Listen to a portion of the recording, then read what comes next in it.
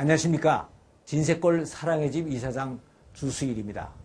많은 사람들이 부부싸움을 하다가 결론적으로 가장 많이 하는 말이 하나 있습니다. 그것은 바로 당신이 변해야 한다는 말입니다. 그렇습니다.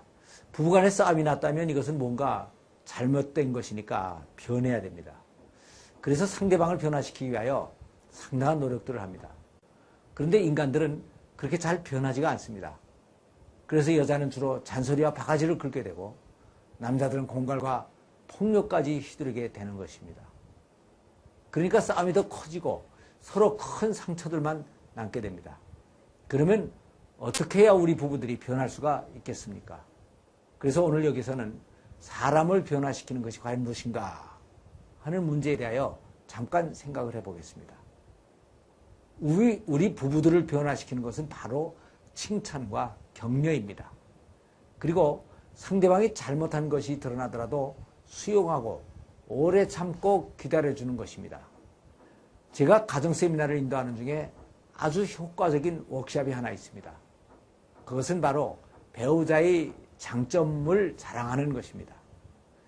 그 내용은 자기 배우자의 좋은 장점을 20가지씩을 쓰게 하고 그것을 그룹으로 둘러앉아서 서로 읽어주게 하는 것입니다. 그래서 세미나에서 참석자들에게 종이를 나눠주면서 우선 배우자의 장점을 20가지씩 쓰라고 합니다. 그러면 사람들은 대부분 20가지씩이나 하고 어려워합니다. 그러면 제가 이렇게 설명을 합니다. 5가지나 혹은 10가지만 쓰라고 하면 평상시에 가졌던 생각밖에 쓰지를 않습니다. 그러니까 20가지씩을 쓰라고 하는 것은 평상시에는 생각하지 못했던 것들까지 모두 찾아내서 쓰라는 뜻입니다.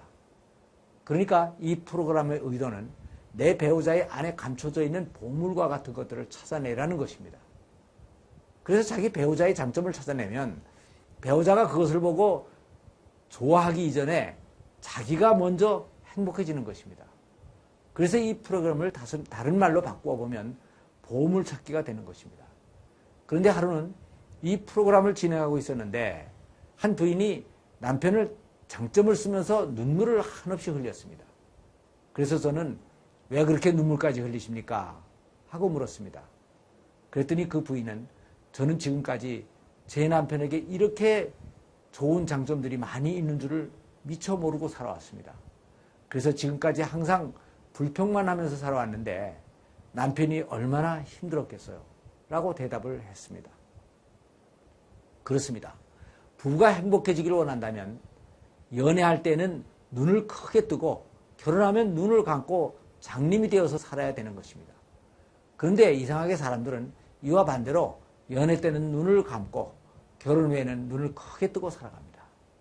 그래서 우리들은 자기 배우자의 좋은 점을 잊고 단점들만을 생각하며 늘 불만스럽게 살아갑니다.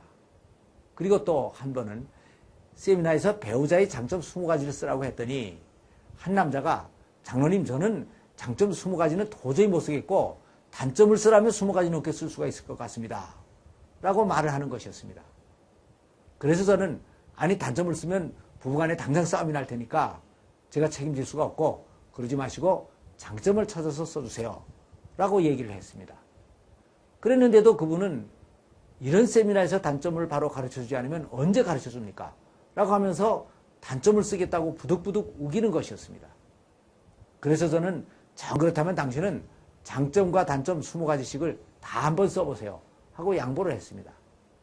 그랬더니 한참 있다가 그분이 제게 와서 장로님 제가 죽을 죄로 잘못했습니다. 라고 사과를 하는 것이었습니다. 그래서 저는 또 무엇이 그렇게 죽을 죄로 잘못했습니까? 하고 물었더니 그분은 이렇게 대답을 하는 것이었습니다. 제가 아내의 단점을 쓰기 시작을 했습니다. 그래서 1, 2, 3까지 썼는데 그 다음은 생각이 잘 나지 않더라는 것이었습니다. 그래서 시간은 자꾸 가게 그러면 장점을 먼저 쓰고 단점을 더 써야겠다 하고 생각을 하고 장점을 쓰기 시작을 했다는 것입니다. 그런데 막상 쓰다 보니까 15가지 이상이 나오더라는 것이었습니다. 그래서 깜짝 놀랐습니다. 그렇게 많아 보이던 단점은 어디로 다 도망을 가고 없었던 장점들이 이렇게 많이 나오나 내가 뭔가 잘못 생각하면서 살아왔구나 하는 생각이 들어서 회개를 했다는 것이었습니다. 그러면 이것이 왜 이렇게 됩니까? 그 이유는 사람들이 배우자의 장점보다는 항상 단점에 초점을 맞추고 살아가기 때문입니다. 여기에 동전이 하나 있다고 합시다. 그 동전을 눈앞에 바짝 가져다 붙이면 온통 세상이 다 동전으로만 보이게 됩니다. 그리고 다른 것은 보이지가 않습니다. 그러나 그 동전을 멀리 놓고 보면 아주 자그마한 동전일 뿐입니다. 그러니까 배우자의 단점에 초점을 맞추고 살면 장점은 보이지가 않고 배우자가 온통 단점 투성이의 사람으로 보이게 되는 것입니다. 그리고 여기에는 또 다른 부작용이 따르게 됩니다.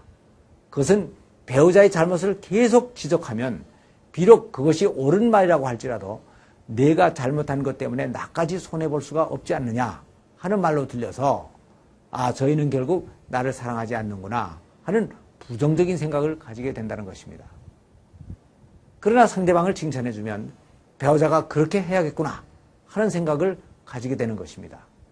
그래서 상대방에 대한 칭찬과 잘못한 것을 기쁘게 수용해주는 사랑은 배우자가 거부감 없이 변화해 나갈 수 있게 하는 유일한 에너지가 되는 것입니다.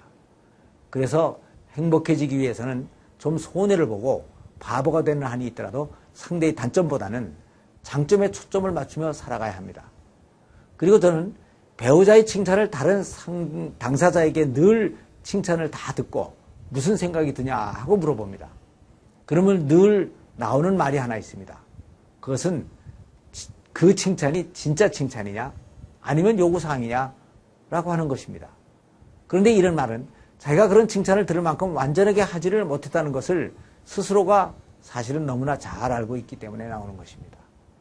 그러니까 칭찬을 받는 본인은 내가 미처 못해줬는데 저렇게 칭찬을 해주다니 앞으로는 진짜 저렇게 할 수 있도록 노력을 해야지 하는 생각을 가지게 되는 것입니다. 오늘 이 방송을 들으시는 분들에게 제가 한번 제안해 볼 것이 하나 있습니다. 그것은 이 방송을 듣는 대로 자신의 배우자의 장점 20가지를 써보라는 것입니다. 그리고 저에게 조용한 시간을 한번 내서 그것을 배우자에게 읽어드리기를 바랍니다.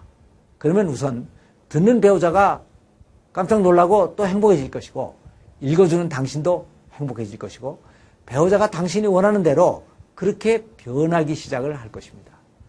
칭찬은 고래도 춤을 추게 한다는 말이 있습니다. 감사합니다.